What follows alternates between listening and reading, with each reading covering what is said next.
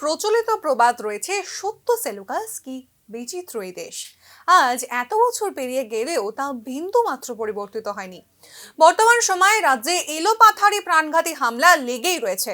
কখনো অপরিচিতরা জড়িয়ে থাকছে এই হামলাগুলোর সঙ্গে, আবার কখনো নিজের পরিবারের সদস্যরাই বিভিন্ন কারণবশত এ সমস্ত ঘটনা ঘটাচ্ছেন। ঘটনা এয়ারপোর্ট থানার কাঁঠালতলী এলাকার। জমি সংক্রান্ত বিষয়ে পরিবারের সদস্যদের মধ্যে বিবাদের জেরে প্রাণঘাতী হামলা গৃহবধূর ওপর। মেরে হাত ভেঙে দেওয়া হয় মহিলার। নাম শম্পা দাস। আক্রান্ত শম্পা দাস জানান, পৈতৃক সম্পত্তিকে কেন্দ্র করে একটি পারিবারিক বিবাদ চলছিল তার পরিবারের মধ্যেই। তবে তা যে এত বাড়াবাড়ি পর্যায়ে পৌঁছবে তা আন্দাজ করতে পারেননি।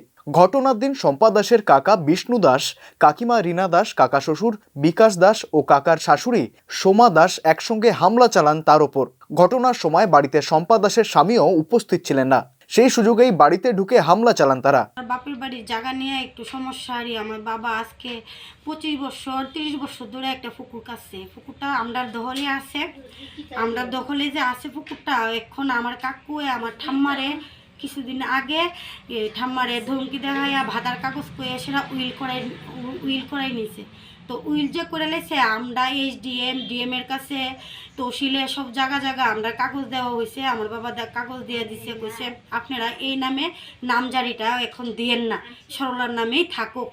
এটা আমরা সার্ভেবেল মূলে আমরা ওয়ারিশদার আরও 4 জন আছি। তখন তারা কিভাবে বলে তারা টাকা টুকা বলে খরচ করে সেটা তারা আপনার 4 লাখ না 5 লাখ টাকা খরচ করে সেটা তারা জায়গাটা তারা ঠিক করছে। এখন আমার বাড়িতে মারধর করছে, আমি তারা 5 লাখ টাকা দিতাম, না হলে আমার গলার টিপা মারে লাই বই দেখেন আমার হাত উত বাঙ্গালাইছে পিঠতে। আমার কাকু কাকিমুনির কাকুর শ্বশুর শাশুড়ি তারা সবাই এমন আমার গলার চেনটা নিচে গা, এক বুড়ি সাদা না আমার গলার চেনটা টান দিয়া নিচে গা। আবার আমার ঘরে আমার জামাই যে কাজ করে, কাজের টাকা আসিল 58,000 টাকা পেমেন্ট দিল হইলে লেবারারে, এই টাকাটা ওর নিচে গা নিয়ে আসে। এরপরে আবার আমার বলে ফুইরা বলে মাইরা লাইব, বাড়িতে এসেরা ফাড়াইয়া মাইরা লাইব, মাটির তলে গেটটা লাইব।